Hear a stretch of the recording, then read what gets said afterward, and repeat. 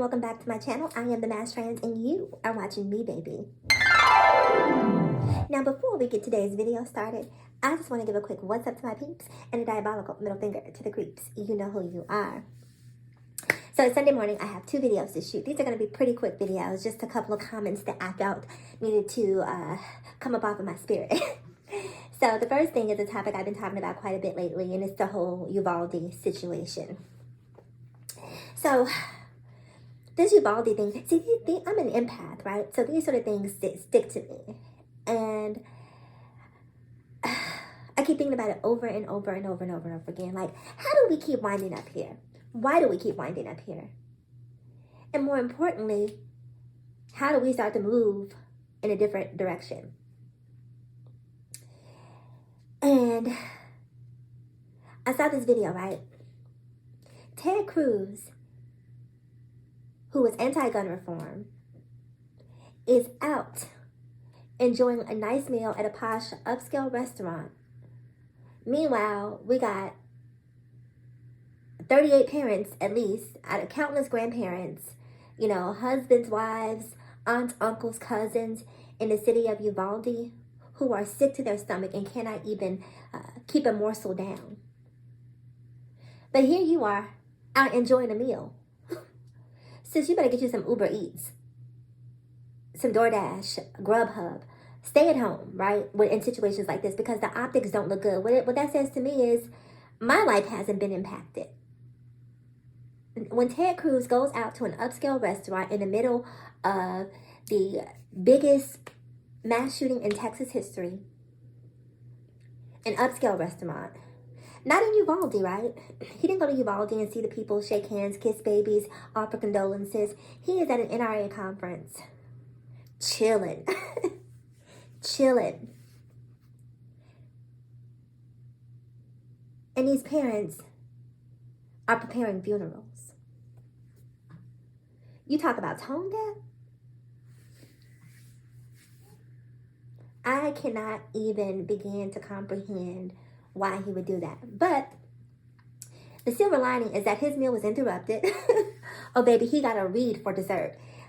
This man came out of nowhere and confronted Ted Cruz. And so let's take a quick look at what he had to say, and I'll come back on the other side. You can make it harder for people to get guns in this country, sir. You know that. No, you know that. But you stand here. You stand at the NRA convention. It is harder. It is harder when there are more guns to stop gun violence. Ignorance and hatred. It is not ignorance. You don't know what you're talking about. We are in this country and there are guns everywhere. And there are kids dying. There are kids dying. Listen, why can't you just support stronger guns?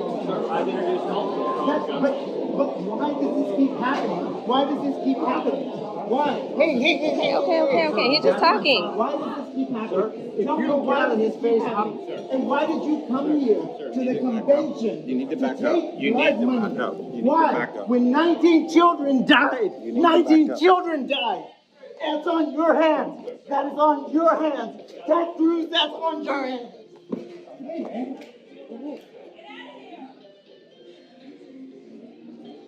I need you to chill out.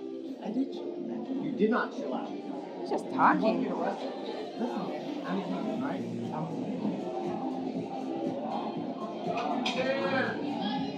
Fuck you, Ted! Alright, so welcome back. So there it is, Ted Cruz being confronted.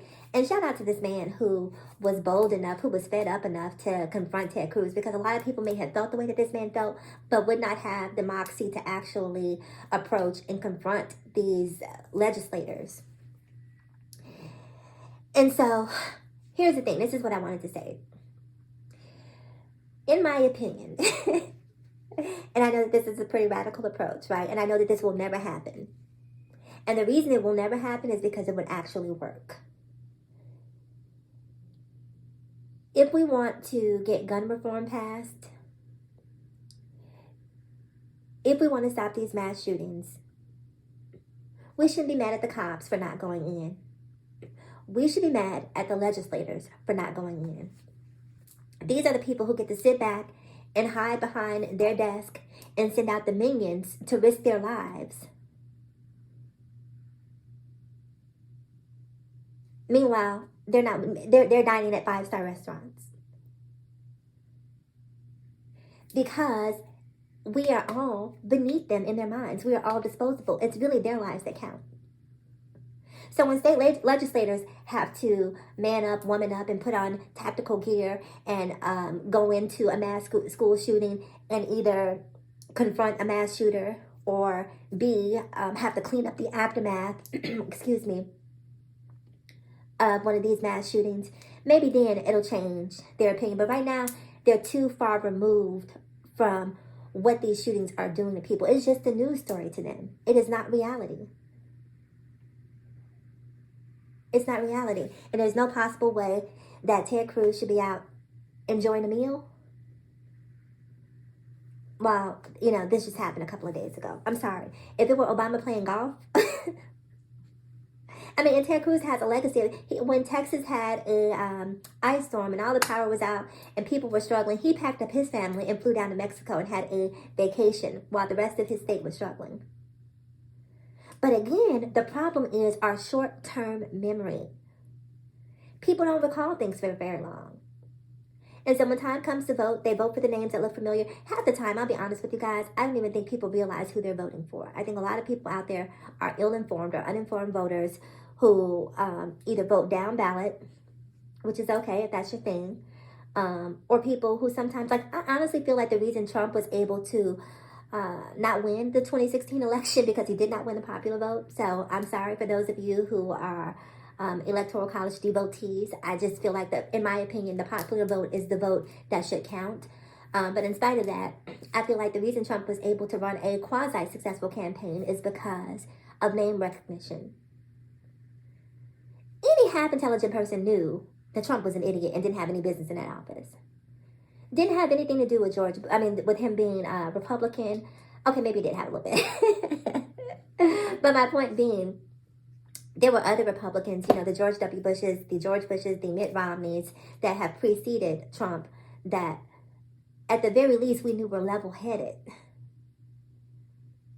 But because his name carried so much weight, I feel like the reason he was elected was because a lot of people just were like, oh, Donald Trump, I know that name, check.